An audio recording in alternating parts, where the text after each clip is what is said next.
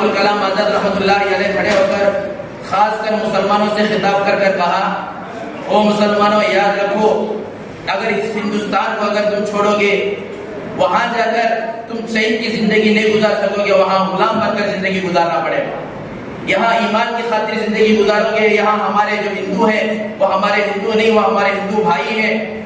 آج نہیں تو کل ان کو بات سمجھ میں آ جائے گی۔ حضرت مولانا حفظ الرحمان سیواری رحمۃ اللہ علیہ اور مولانا ابوالکلام آزاد رحمۃ اللہ علیہ یہ دونوں مل کر ڈاکٹر بی آر امبیڈکر صاحب سے درخواست کی، ڈاکٹر صاحب ہندوستان کے لیے کوئی قانون بنایا جائے، وہ آپ بناؤ، آپ کی نگرانی میں وہ قانون بنے گا۔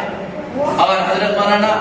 ابوالکلام آزاد رحمۃ اللہ علیہ ڈاکٹر بی آر امبیڈکر صاحب کو بار بار درخواست کرتے رہے، یہاں تک کہ ڈاکٹر صاحب نے جو قانون لکھا اور ہندوستان کے اندر جو قانون بنایا، اس میں ہندوستان کا ہندوؤں کا بھی قانون بنایا اور مسلمانوں کا بھی قانون بنایا۔ جب یہ قانون کو بنایا جاتا تو حضرت مولانا ابوالکلام آزاد رحمۃ اللہ علیہ کے پاس وہ قانون کو پیش کیا جاتا۔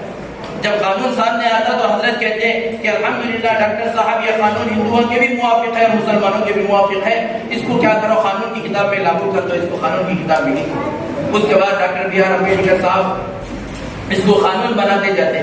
تو حضرت مولانا ابوالکلام آزاد رحمۃ اللہ علیہ ہندوستان جب دو ٹکڑے ہو رہا تھا، یہاں سے ہندوستان کے مسلمان وہاں جا رہے تھے، تو مولانا ابوالکلام آزاد رحمۃ اللہ علیہ دہلی کی جامع مسجد کی سیڑھیوں پر کھڑے ہو کر لوگوں سے مخاطب ہو کر کہا، دیکھو اگر ہندوستان چھوڑو گے، یہاں سے تم ہندوستان چھوڑ کر تو جاؤ گے، لیکن وہاں جا کر آزادانہ زندگی نہیں گزارو گے، وہاں غلام بن کر زندگی گزارو گے۔ اور اس وقت کہا تھا ہندوستان مذہب کے نام پر بٹوارا نہیں ہونا چاہیے۔